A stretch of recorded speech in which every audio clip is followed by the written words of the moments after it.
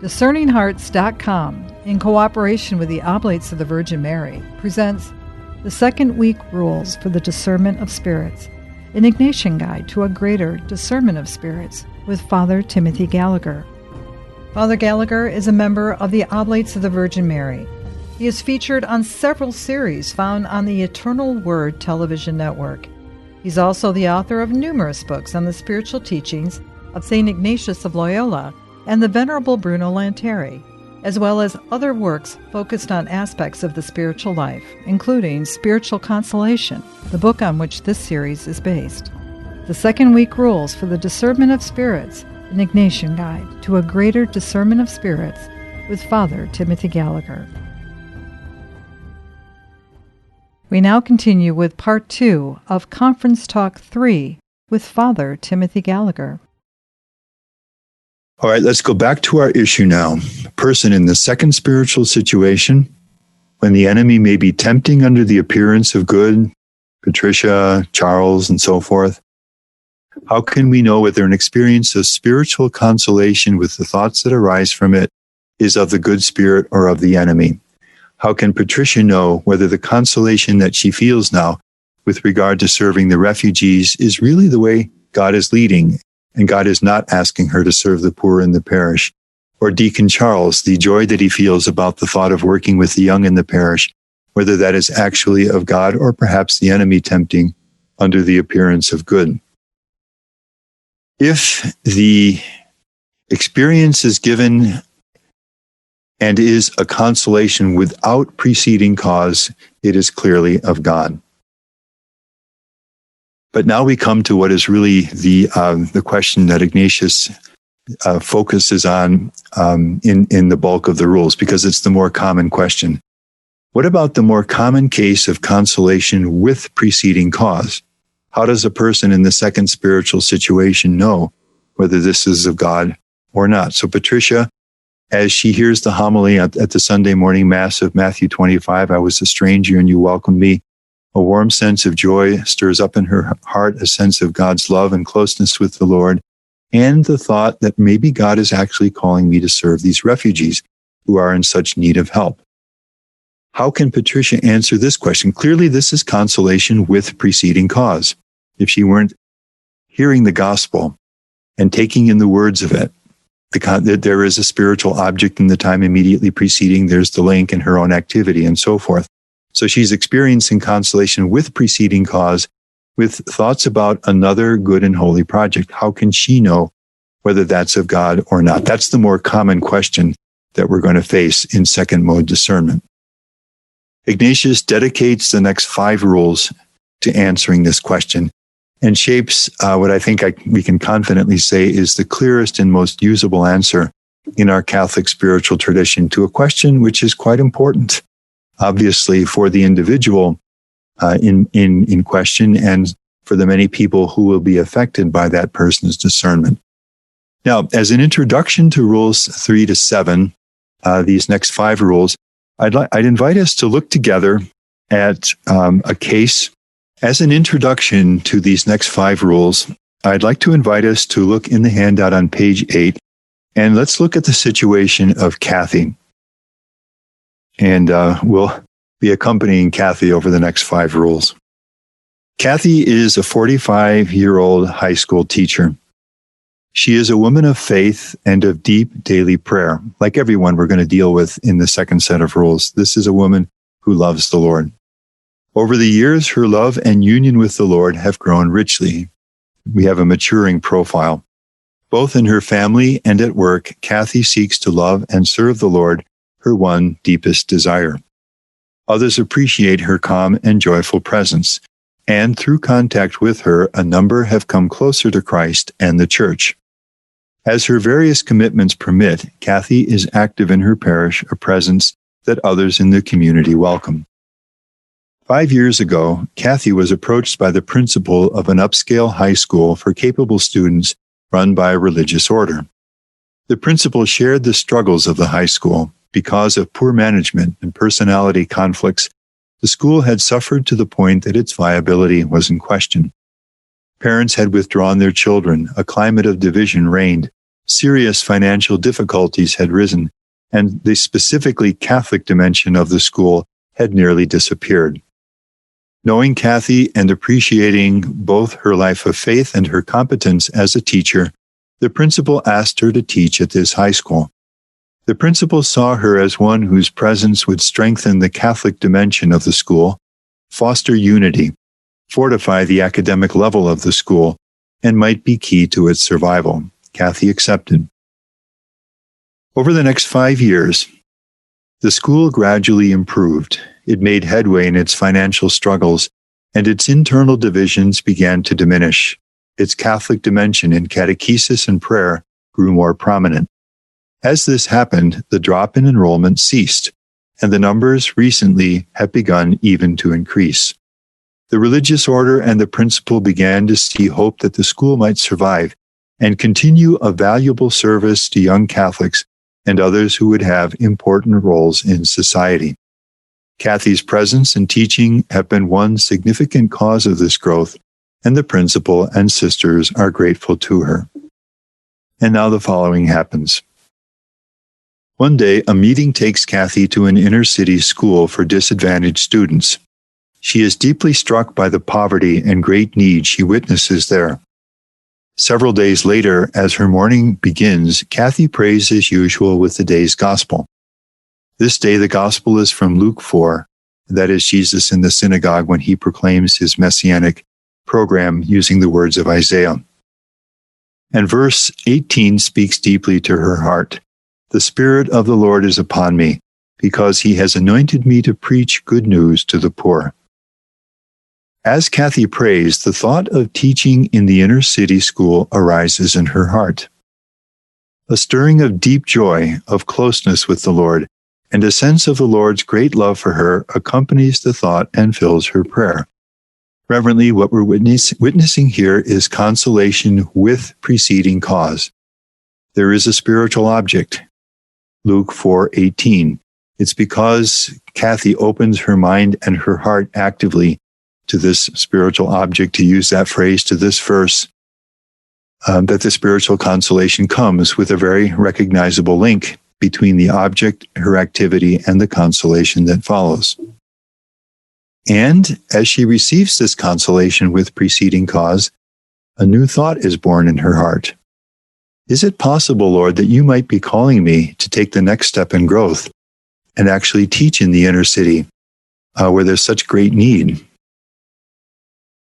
Kathy begins to wonder whether this joy and attraction might be the Lord calling her to imitate him more deeply in direct service of the poor. So we have exactly the spiritual situation Ignatius is going to address in Rules 3 through 7.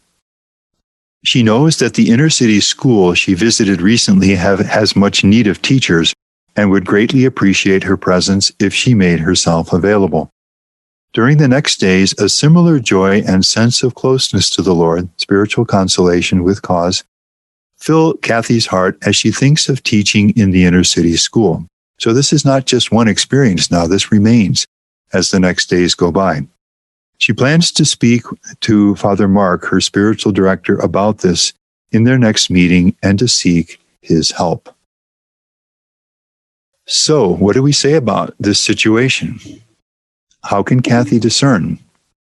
She's doing wonderful work in the upscale high school in which she's teaching.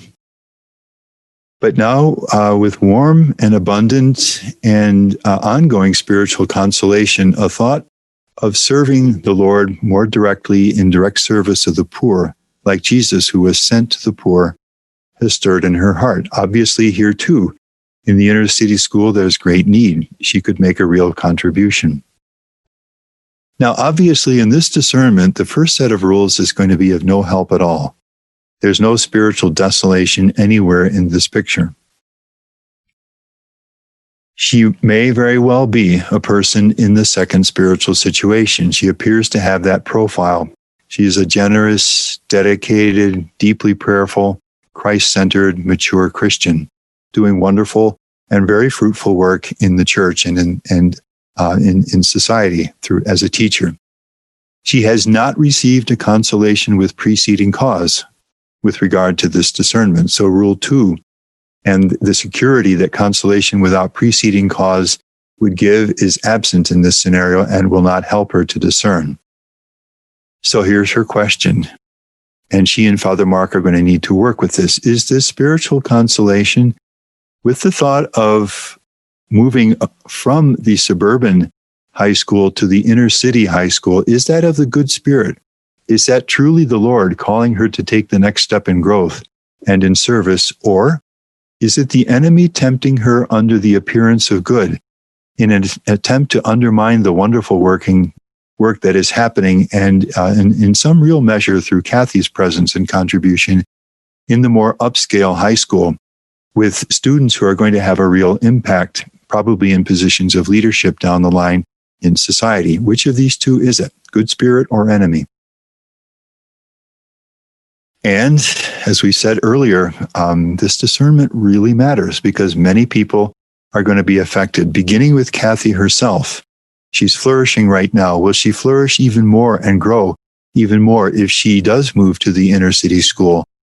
Or will it begin to weaken her energy and her dedication and her spiritual life in some way? And if she leaves the school, many people who are benefiting by her presence will be deprived of it. If she does go to this school, many people will benefit from her presence. So the discernment really matters. And Kathy, wisely recognizing this, brings this to spiritual direction with Father Mark. All right, that's the issue. And Ignatius is now, in the next 5 rules, going to give the guidelines that we need to resolve discernment in this situation.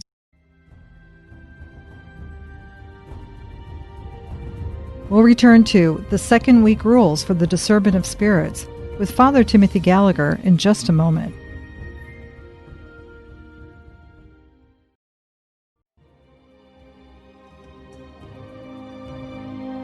Did you know that Discerning Hearts has a free app in which you can find all your favorite Discerning Hearts programming?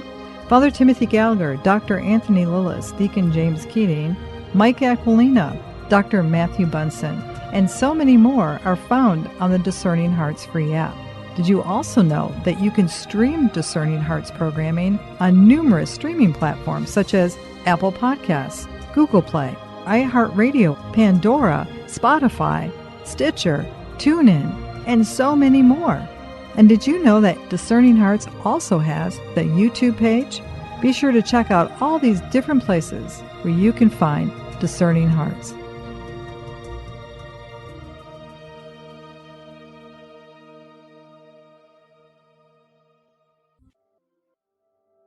A prayer of St. Ignatius of Loyola. Take, Lord, and receive all my liberty, my memory, my understanding, and my entire will, all that I have and call my own. You have given all to me. To you, Lord, I return it. Everything is yours. Do with it what you will. Give me only your love and your grace. That is enough for me. Amen.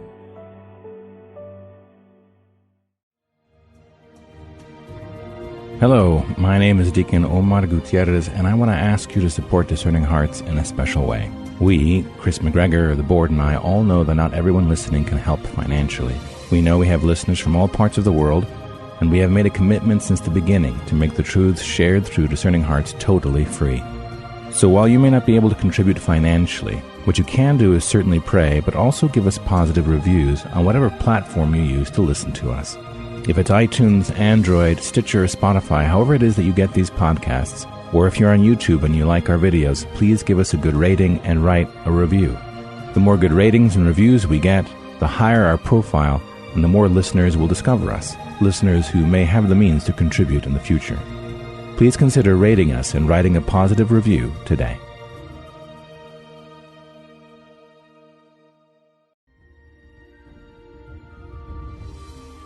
We now return to the second week rules for the discernment of spirits with Father Timothy Gallagher. And let's begin by looking at Rule 3. And I'd like to introduce Rule 3 by looking at 2 contrasting examples. And the first we'll take from the spiritual diary of this wonderful woman, servant of God, Elizabeth Lazare, French woman who died in 1914.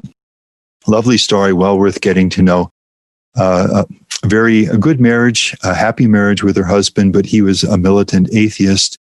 And after her death, he was reading through her journal, and the content of her journal, as he realized there was a whole other side to his wife that he'd never known, deeply pierced his heart, brought him into the church. He eventually became a Dominican priest and spread his wife's spiritual message, which is why we have it today.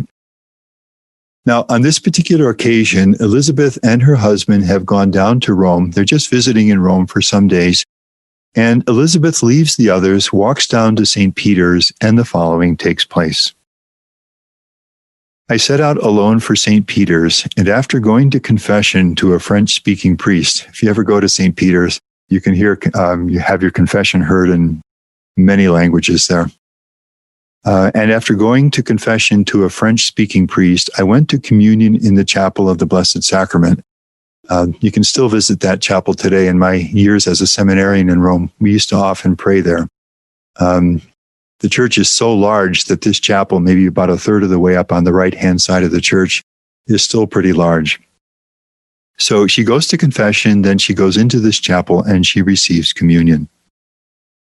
Those moments were completely and supernaturally happy. So very reverently, what we're witnessing here is obviously spiritual consolation, with or without previous cause. And the answer is very clear. To use Ignatius' language, there is a spiritual object, and it's the reception of the double sacrament of confession and Holy Communion, to which she opens her mind and heart, her whole being, and the link between her opening herself to these two sacraments and the consolation that follows is very evident. So that Elizabeth is receiving a rich experience of spiritual consolation with preceding cause. I felt in myself the living presence of the blessed Christ, of God himself, bringing me an ineffable love. This incomparable soul spoke to mine, and all the infinite tenderness of the Savior passed for an instant into me. Never will this divine trace be effaced.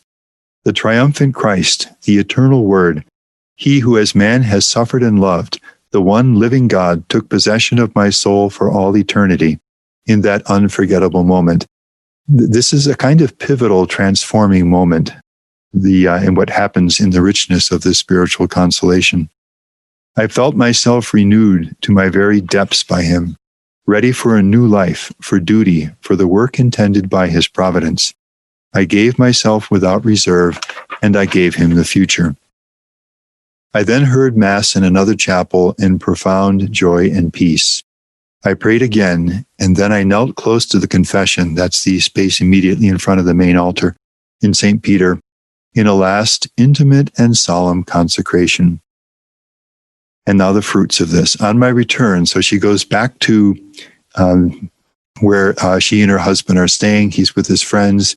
This is this atheistic environment. I found myself in an atmosphere of irony, criticism, and indifference, but nothing mattered. The flame of Christ was still burning within me. So with reverence, let's approach this experience for the sake of the learning that we're exploring here. Elizabeth experiences spiritual consolation. As we said, it's clearly spiritual consolation with preceding cause.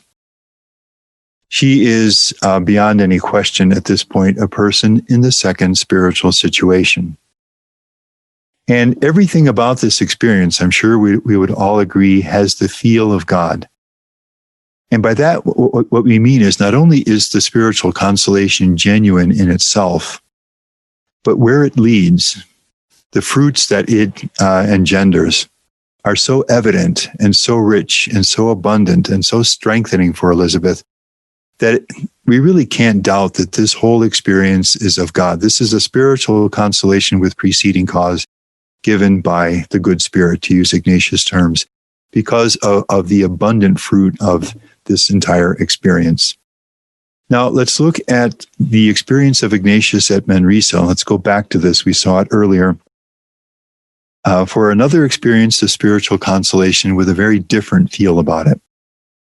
But when he went to rest, many times there came to him great illuminations and great spiritual consolation. So not only spiritual consolation, but abundant, rich, overflowing spiritual consolation with good and holy thoughts.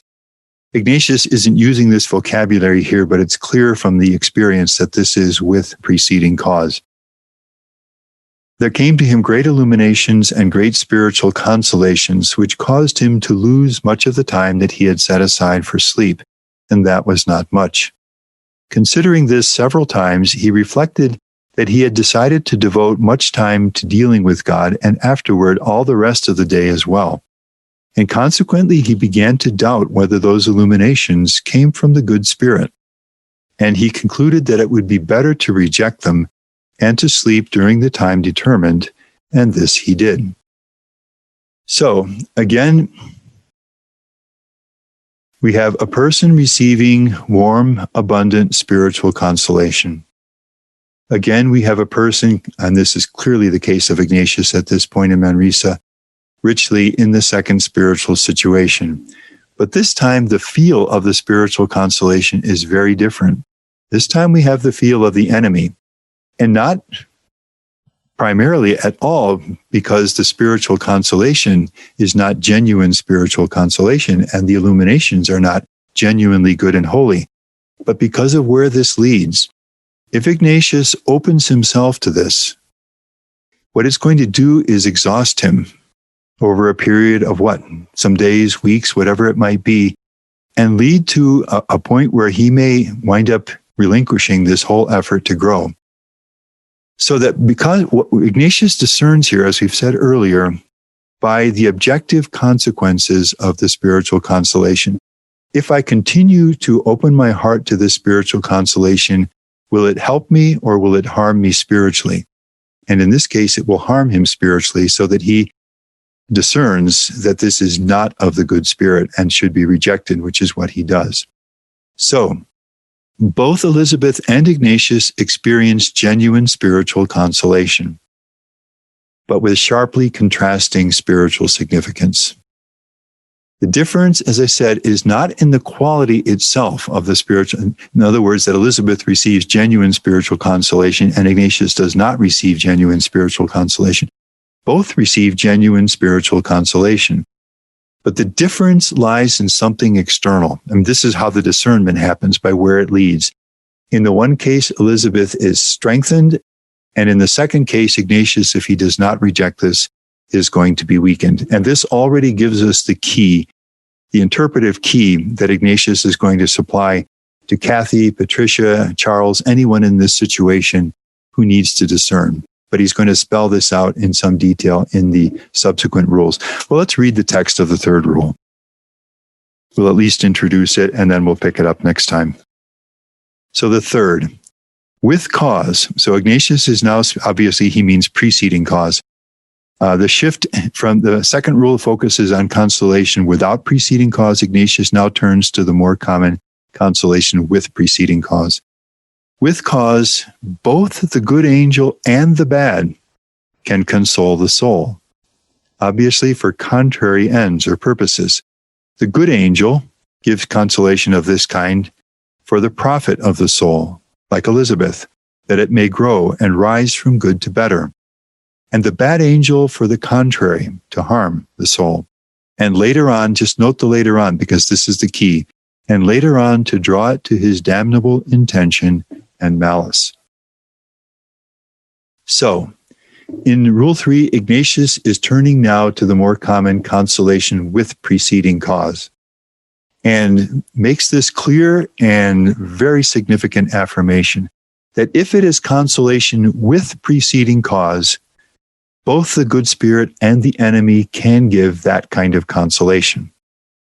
When we're dealing with a person in the second spiritual situation and so on, everything that we've said prior. In the second spiritual situation, the enemy can give spiritual consolation with preceding cause. And this is a teaching with significant consequences for those in this second spiritual situation. Father Mark, for example, will presume is conversant with this teaching of Ignatius, and he will recognize that just because Kathy has received and on a number of days, warm spiritual consolation with the thought of moving to the inner city school to follow Jesus more closely in his service to the poor. That spiritual consolation, because it is spiritual consolation with preceding cause, does not resolve the discernment, because both the good spirit and the enemy can give that kind of spiritual consolation to a person in the second spiritual situation. All right. In the first spiritual situation, the spiritual consolation is only of the good spirit, as Ignatius says in his classic Rule 5. In the first spiritual situation, is it spiritual consolation? Then the discernment is complete. Welcome it and follow it. Like Patricia, for example, when she's struggling and she prays with Jesus walking on water, and how he reaches out his hand to Peter when he falters and her heart is warmed. You're there with me too. All she needs to know that it's spiritual consolation, and she can open her heart confidently to it. Why? Because the enemy at this stage is not giving spiritual consolation with preceding cause. The enemy doesn't need that at this stage. The spiritual desolation and discouragement is an effective tactic if the person in the spiritual situation does not discern it. In the second spiritual situation, is it consolation with preceding cause? Then further discernment is necessary. Okay, we'll stop here and pick it up in our next talk. You've been listening to The Second Week Rules for the Discernment of Spirits, an Ignatian Guide to a Greater Discernment of Spirits with Father Timothy Gallagher. To hear and or to download the podcast version of this conference, visit discerninghearts.com, or you can find it within the free Discerning Hearts app. To view Father Gallagher's video presentation of this conference, visit discerninghearts.com or the Discerning Hearts YouTube channel. This has been a production of Discerning Hearts in cooperation with the Oblates of the Virgin Mary. I'm your host, Chris McGregor. We hope that if this has been helpful for you, that you will first pray for our mission. And if you feel us worthy, consider a charitable donation, which is fully tax deductible, to help support our efforts. But most of all, we hope that you will tell a friend about discerninghearts.com and join us next time for The Second Week Rules for the Discernment of Spirits, an Ignatian Guide to a Greater Discernment of Spirits with Father Timothy Gallagher.